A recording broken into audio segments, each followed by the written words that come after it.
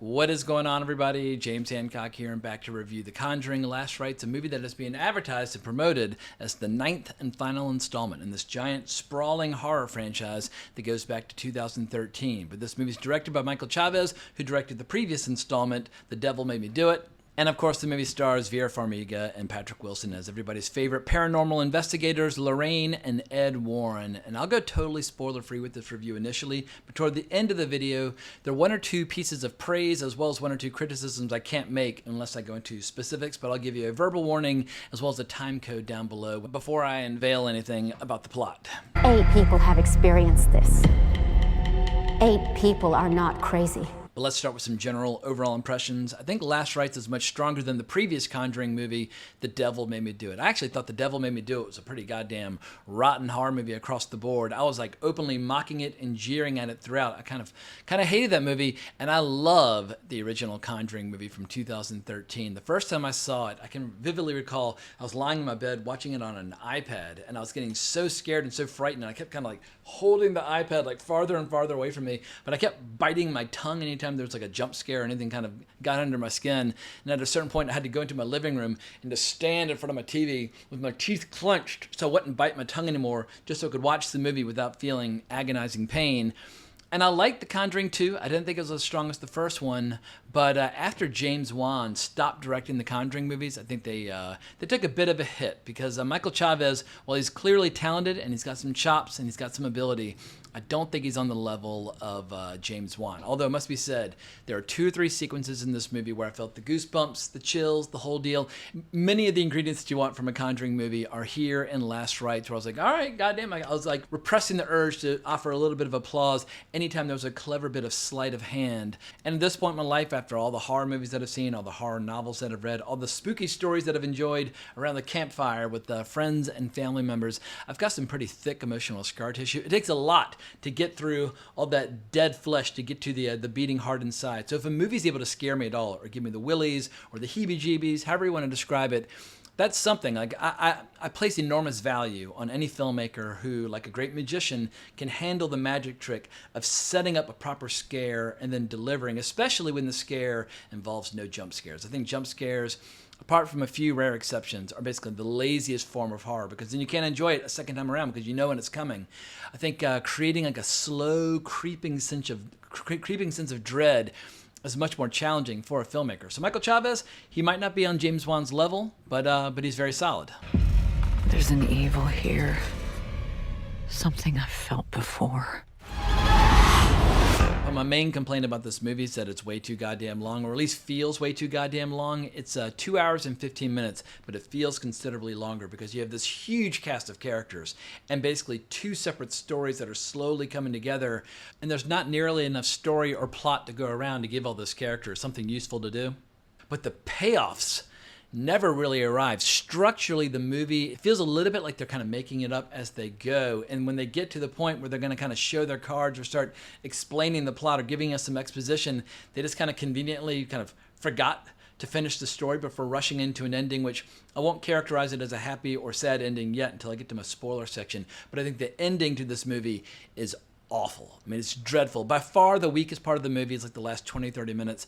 And it's very hard to recommend a horror movie when like the climax really fails to deliver. However, if you love the Conjuring franchise, if you love The Nun, and you love Annabelle, and you love all the spin-offs and this cast of characters, you really have no choice but to finish the journey because at this point, this is one of the biggest horror franchises of the last 10 years. Like think off the top of your head, what are the best horror franchises that are unique to the 21st century, that are like originally created in the 21st century? And some people are going to say Saw, some people are going to say Terrifier. Like there are a few that are unique to the 21st century that have like, you know, owe no debt of gratitude to franchises from like the 70s, 80s, 90s, etc.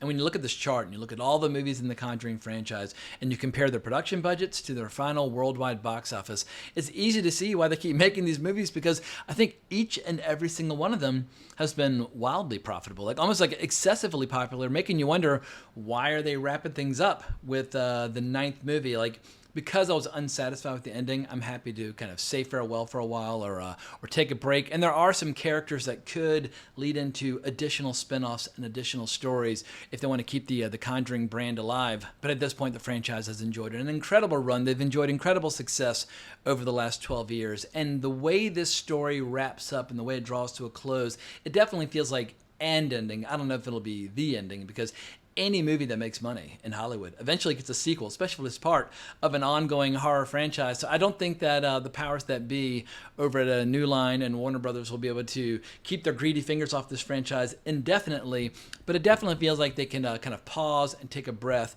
and then reassess where they might want to go in the future. But I realize I've been ranting quite a bit at this point without actually acknowledging the plot. So here's the official premise from IMDb. Paranormal investigators Ed and Lorraine Warren take on one last terrifying case involving mysterious entities they must confront. I mean, apart from it being one last case, that premise could basically apply to any movie in the Conjuring franchise. And as far as the writing staff is concerned, we have Ian Goldberg, Richard Nang, and David Leslie Johnson McGoldrick, none of whom were involved on the very first Conjuring movie, which is perhaps why this movie is a little unsatisfying in the writing department. But some of their other credits within this franchise include Ian Goldberg worked on The Nun 2, Richard Nang worked on The Nun 2 as well, and David Leslie Johnson McGoldrick, God, that's quite a mouthful of a name. They also worked on The Devil Made Me Do It, as well as The Conjuring 2. So maybe what's missing here is not only James Wan, but also the original writing staff of Chad Hayes and Carrie W. Hayes, who wrote the original Conjuring, and I imagine that that's where all the magic happened with that original creative team. But it's incredible just how much success James Wan has enjoyed since The Conjuring, because he's had hit movies in the Fast and Furious franchise. I think he did the 7th. He's had hits with the Aquaman franchise. The most popular DC movie ever made in terms of ticket sales, if you don't adjust for inflation, is Aquaman from 2018. Well, we won't admit or acknowledge or mention that James Wan also directed the sequel to Aquaman, which is just one of the most unwatchable, dreadful pieces of shit ever made. But who knows to what degree he was able to assert his influence over that movie. But there are very few directors out there where they can lay claim to enormous success in different competing genres, basically like car chase movies, or I don't even know how to describe the Fast and Furious franchise, and obviously superhero movies, but also the horror genre. And I feel like, yeah, James Wan, he's rapidly earning a reputation as one of the most commercially reliable and commercially viable filmmakers on the planet. And also, every once in a while, he'll deliver a really, really powerful, exciting movie.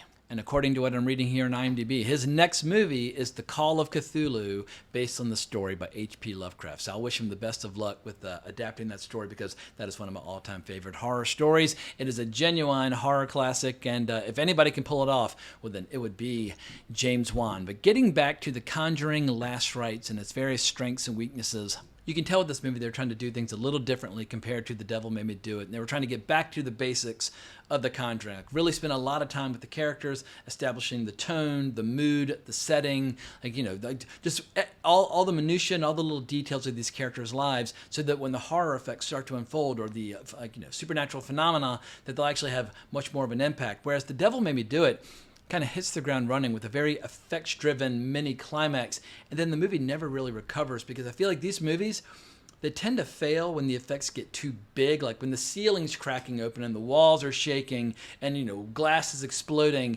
Usually it's not scary at all. Usually these movies are at their most frightening when there's something very small and subtle that's like right over the shoulder of a character, even in the trailer for the very first Conjuring movie, where you see feet dangling from someone that's been hung from a tree like 200 years ago.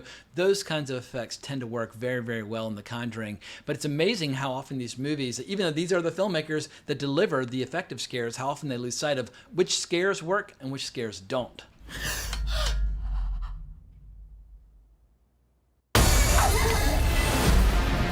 But in general, with any big horror franchise, I feel like anytime you confuse the action genre with the horror genre, that's where you get into trouble. Like, look at It Chapter 2. Like the last half of the movie is basically an action movie, and it wasn't scary at all. People go to these movies because they want to feel the fear, and that hopefully, if you're really, really, really lucky, they'll get to have the second dose of fear later on that night. As I'm fond of telling my nieces and nephews, if you have a great horror experience as a movie or as a book, you pay for the first experience, but then when you have bad dreams at night, you're getting the second show for free. And of course, you tell that to an 8-year-old girl, they don't really like that. They know, how do I make the bad dream go away? I'm like, no, you gotta like savor it and enjoy it. It's a free show, so on and so forth. But speaking of traumatizing my relatives with horror movies or the Conjuring movies specifically, I have some siblings who are twins that are 26 years my junior, and I tried showing them the original Conjuring when they were like 11, I think, and they were having a friend over for a sleepover. But one of them managed to get through about 5 minutes, basically through that introductory sequence with Annabelle, and they just had to bail and left the movie entirely. And the other was bored to tears and just slept through the entire movie. So these movies all affect us differently. But speaking of that intro, or that first scene in The Conjuring, that still might be the best 10 minutes of any of these movies. I mean, they've made 9 movies in this franchise at this point. I can't think of any sequence or just storytelling beats that are as effective as that scene anywhere else in the entire franchise. But if you're gonna launch a 9-movie franchise and get people hooked and really invested, an intro like that is how you get it done. And there are no jump scares. It's just people talking about certain experiences with Annabelle. And I rewatched it last night, and it still holds up 12 years later. So there is some good shit here, but I feel like the Conjuring franchise has now turned into a franchise where it's a mix of good and bad. Some of the effects are scary. Some of the effects aren't scary at all. Some of the movies aren't scary at all. Some of them are pretty effective. But in the end, I would describe The Conjuring and Last Rites the exact same way I would the entire franchise overall. It's a mix of good and bad. It's pretty scary at times. It's pretty boring at times. It's got some clunky scenes. It's got some effective scenes. It's got some good characters. But speaking of characters, if I had to try to zero in on the key creative flaw of this final movie and why this movie feels unsatisfying in some ways, there's just way too many goddamn characters. There's nothing less scary in a horror movie than if you're in a crowded room of like 15 to 20 people when something spooky happens because you feel safe in numbers. There's nothing more scary than to be like in the basement of a house when you're walking up the stairs and you're worried that something's going to grab your ankle. I mean, I'm 49 years old, and to this day, if I'm at my mother's home and I go down to the basement to use the washing machine, as I'm leaving the basement, I will kind of accelerate my steps or my pace because I'm afraid that something's going to get me, and that is ridiculous. And maybe I've seen one too many horror movies, but that is the essence of what makes so many good horror movies work. When somebody's feeling very vulnerable and alone, and something strange and unknowable is trying to get them. Whether you're in bed at night and you can see like fingers coming up over the railing. Speaking of fingers, there are a lot of good effects in this movie with like fingers coming around door frames or over like dressers or whatever the case may be. Fingers are used really, really well. But when you're by yourself in the basement or in the bed or just wandering around and something's trying to get you, that is when you're at your most afraid.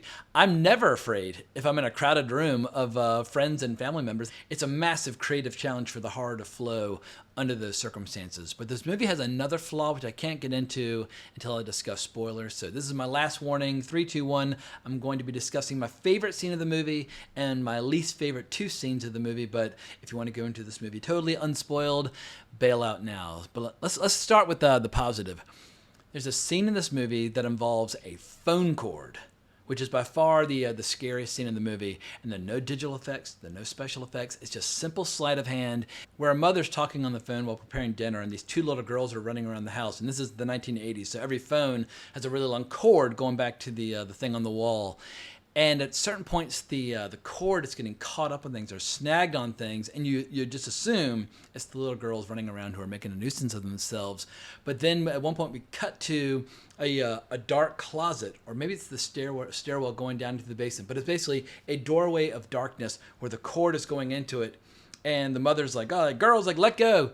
And then you see out of like the corner of the frame, way off in the background, the 2 little girls playing. So you realize, oh shit, I'm getting chills to even remember it. But you're seeing the little girls who are off like playing tag or whatever, and something scary is looming in the dark that it's holding onto the phone cord. And that scene, I mean, obviously you have to light it and you have to have your actors. But it's a really effective scene, and it just shows how a little creativity and a little ingenuity is far more effective when it comes to putting goosebumps up and down someone's legs or arms, as opposed to relying upon really expensive jump scares or special effects or whatever the case might be. But now we need to talk about the two ingredients which severely negatively impacted my overall impression of this movie. And I'm going to call them Ending 1 and Ending 2. Ending 1 is basically the final face-off with all these demonic entities. In this case, you have this demonic entity that's inside of a mirror that's been like plaguing Ed and Lorraine for decades, and it's now kind of rearing its ugly head, and it's connected to their daughter and her fiancé, who are also there to help them do battle with this big magic mirror. And set aside the fact that all the expository sequences involving all the various spirits and demonic entities, none of it's really come together in a satisfying way where you feel like there's really like, it all just feels like they're kind of making it up on the spur of the moment as they go without really plotting out the history of this world or who this demonic entity might be. But what you basically have is like a fight scene between an animated mirror sliding its way down the hallway, trying to push the four of them like deeper down the hallway. And it's absurd. It's action driven. It's not fear driven. And if you want to have a great horror movie, well, then your climax has to be scary. Name any great horror movie that you've ever seen. The climax is scary. I don't care if it's The Night of the Living Dead or The Exorcist or Rosemary's Baby or The Texas Chainsaw Massacre or The Omen or any horror classic you care to mention, or The Shining. I mean, just the list goes on and on. The ending has to be scary. We're watching a horror movie. We're not watching Mission Impossible. We're not like Sean Connery. Mission Impossible. We're not watching Mission Impossible or Marvel or DC or any of that stuff. So bring on the fear, or kind of rewrite or do something differently. And so we have a really dumb kind of action and effects-driven ending. But then after that, this movie has the goddamn gall to spend like the last 10 minutes showing a wedding and then like the subsequent chapters of Ed and Lorraine's lives as they have like grandkids and great-grandkids, and they're having family bonding and cookouts and playing guitar. And this movie was advertised as the final case that basically destroyed Ed and Lorraine's lives. And at the beginning of the movie, you've got the typewriter explaining how this was the final case that destroyed their lives, destroyed their careers, blah, blah, blah. But this movie has a fucking happy ending, like a really happy ending, where a lot of the cast and crew from the previous movies are there at the wedding. Like James Wan is there, and like the family that's helped in the first movie, they're there. I was like, do y'all not understand like what the goals are of a horror movie? And I get it. They're trying to spike the football and celebrate the fact that they've created this giant, incredibly successful horror franchise, which is incredibly hard to do. But if you want people to have a lingering positive impression of your horror franchise, you have to send them out without restoring the status quo. Kill off some characters. Make people either sad or afraid or traumatized or something. I shouldn't be feeling like... I won't even say glee and euphoria. I was just feeling anger because I could tell they're trying to make me feel glee and euphoria, and I was fighting it tooth and nail. That's not a fucking horror movie. So long story short, the 9 movies in the Conjuring franchise, or just horror movies in general, tend to struggle when they confuse which genre of storytelling they're employing in order to try and have an emotional impact on the audience. And there are obviously exceptions. Like if you talk about a movie like David Cronenberg's remake of The Fly from the 1980s, you could describe that as a tragic love story that happens to have incredible science fiction ingredients and incredible horror ingredients, and just it all comes together beautifully, and you have a horror masterpiece. That's one of the best examples I can think of a movie which basically jumps the rails and leaves the strict confines of its genre, but still manages to deliver one of the best movies of that era. What are some other examples? All right, An American Werewolf in London. When it's funny, it's extremely funny, and when it's terrifying, it's absolutely like traumatizing. And I don't know how John Landis managed to make that work. It helps that John Landis had a lot of experience making great comedies. But like usually if you have great comedy and great horror in a movie, they kind of cancel each other out. But somehow with An American Werewolf in London, like the two different ingredients coming together kind of elevates the whole story. And that's why people, more than 40 years later are still watching the movie and loving it and falling, just talking about it obsessively. So I'm not like rigidly dogmatic when it comes to a particular genre needing to stay pure in order for the movie to be effective. But when you're making a horror franchise like The Conjuring, I think anytime you drift into action and or happy endings, well, then you're forgetting why the audience is paying for this experience. But, I got my money's worth. There are a few scenes that did give me the chills, and I saw a few trailers for upcoming horror movies that I'm excited about. And as far as upcoming horror movies go, there are several to be excited about. I'm really looking forward to Osgood Perkins' next movie, Keeper, which I think is coming out in October or November. We've got Robert Eggers, who's working on a movie called Vera, Werewolf, or Werewolf, however you want to pronounce it.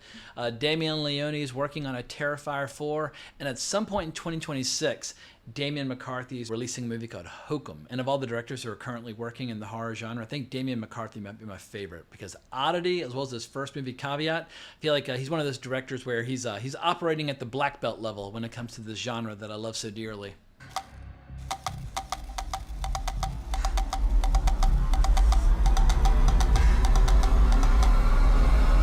And also, we are now officially in what a lot of people like to call spooky season. There's something about when you get into September and the light starts to change and the sun starts to go down a little bit earlier, where I find myself feeling compelled to only read horror fiction or watch horror movies.